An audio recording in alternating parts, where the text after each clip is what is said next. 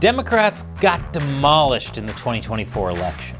Will they turn things around or double down? Welcome to America Uncovered. I'm Chris Chappell. The 2024 election it didn't go great for Democrats. Not only did Trump win the electoral and popular vote, but Republicans also won control of the House and Senate. This election sent a powerful message. The Democrat strategy isn't working. The question now is, how can they adjust their strategy moving forward? So here are 5 things Democrats can do to turn things around.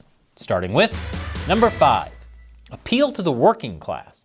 The day after the 2024 election, Bernie Sanders put out a scathing statement saying it should come as no great surprise that a Democratic Party, which has abandoned working class people, would find that the working class has abandoned them.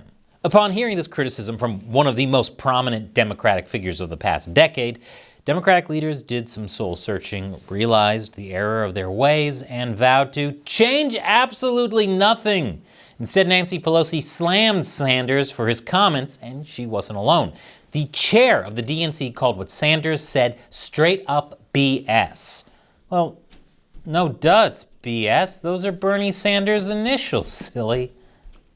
So how did Democrats abandon the working class? Well, nearly half of Americans say they live paycheck to paycheck, even while many householders are making over $150,000 a year. So what they really want to hear is what politicians are going to do to improve their lives and alleviate their struggles. What they don't want to hear is left-leaning media telling them the economy is humming right along, quit being so grumpy, and inflation is actually good for you. That's like telling a doctor you lost your arm, and they say, great, why are you complaining? Now you're going to save 50% on manicures. Turns out gaslighting doesn't help people put gas in their tanks. Democrats just weren't authentic with their message. Speaking of, number 4, be more authentic.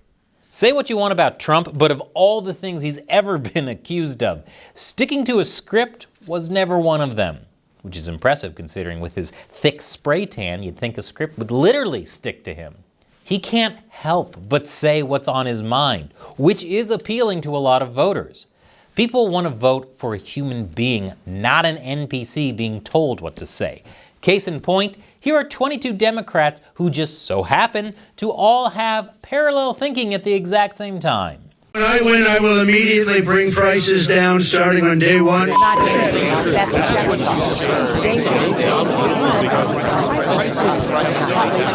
Join the Borg. Become one with the hive mind. Resistance is futile. Vote blue no matter who. And not being afraid to be off script is why Trump had no issue doing a 3-hour interview on Joe Rogan's podcast. Meanwhile, Kamala Harris's campaign limited her interviews, set restrictive guidelines on the ones she did do, and ultimately couldn't come to terms on her appearing on Rogan's podcast. Now, to be fair, not wanting to appear on or listen to someone's podcast is the most relatable thing I may have ever seen Harris do.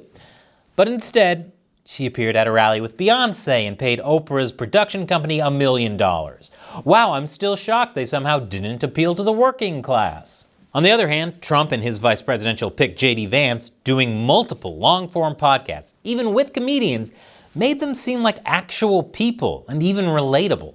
Democrats should have known they had an issue when their candidates seemed less relatable than a billionaire who married 3 supermodels. When it comes to authenticity, do we even need to talk about this? I've seen less cringy performances put out by a company theater at an elderly nudist colony. Even BuzzFeed is like, symbolic gestures? Oh no, what is you doing, girl? It's not hard to imagine why so many voters didn't find Democrats to be very authentic. Unless, of course, you're part of the liberal media and claim Kamala Harris lost because of racism and sexism. Though we've heard that one so many times, it's starting to sound a little scripted. Number 3, change the status quo. In his post-election statement, Bernie Sanders also pointed out that Democratic leadership was defending the status quo, while the American people were angry and wanted a change. And Harris, well, she didn't do much to distance herself from the status quo. Would you have done something differently than President Biden during the past 4 years? There is not a thing that comes to mind in terms of, and I've been a part of most of the decisions that have had impact. For voters desperate for a change, this didn't give them much hope. And you'd think Democrats, of all people, would understand how effective a campaign based on hope and change could be. And really, they should have read the room. Because it wasn't just Americans that voted against the status quo in 2024. Incumbents around the globe lost as angry and fed-up voters punished them. Apparently, something happened from 2020 to 2024 that made people all over the planet pretty angry, but I just can't seem to think of what that might be. Silly trauma memory repression. And this wasn't the first time Democrats fought to maintain the status quo. The DNC's preferential treatment of Hillary Clinton and other more establishment candidates over Bernie Sanders during the Democratic primaries in 2016 and 2020 disenfranchised a lot of his supporters. Leaked emails showed top officials at the DNC mocked and criticized his campaign because he dared to go against their establishment. They would rather risk damaging their entire party than letting someone they didn't choose like Sanders lead. Which is crazy because the Democrats would never just install a candidate without going through all the democratic processes, right? Right? The Democrats should really take some notes from the other side of the aisle on this one.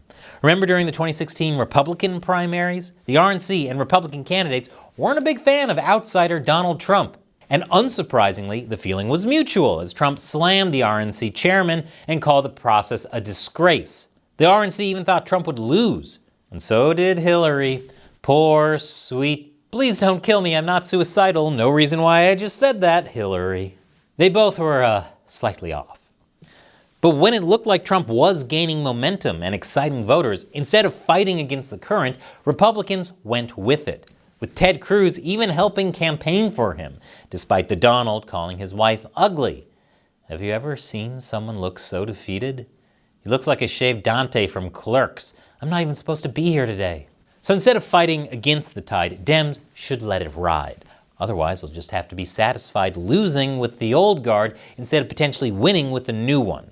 Though in Bernie's case, that new guard would have also been super old. Number 2, stop cannibalizing themselves. Hey, did you know California Governor Gavin Newsom, who looks like what would happen if you somehow sucked the southern charm out of Matthew McConaughey, has a podcast? I'd like to be the first to offer my condolences to the medium of podcasting, as the era of them being cool is officially dead. On his podcast, Newsom isn't afraid to engage with people he disagrees with, such as conservative influencer Charlie Kirk.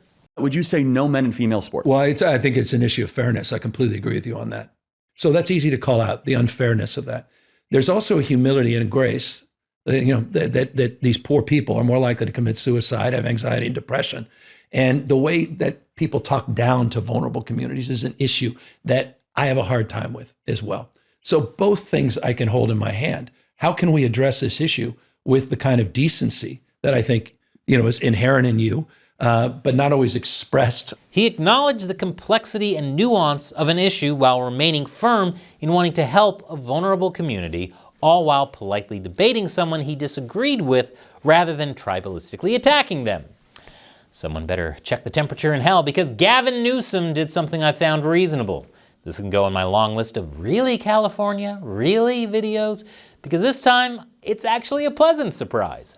Of course, Newsom's fellow Democrats met this reasonable take with outrage. Oh, they were sickened by his remarks and accused him of throwing trans people under the bus by specifically saying he wants to help them.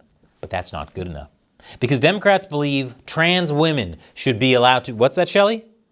Oh, a New York Times poll found that a majority of Democrats oppose transgender athletes in women's sports.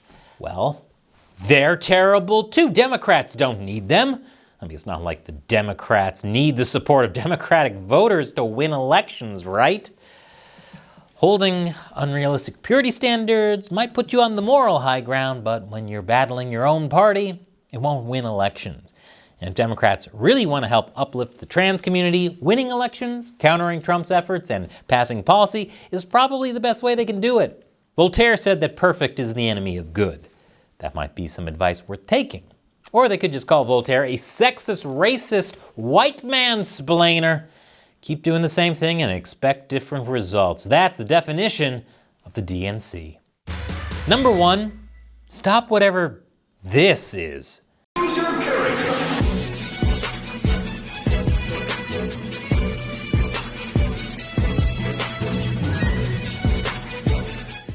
We just want to be able to afford groceries, man.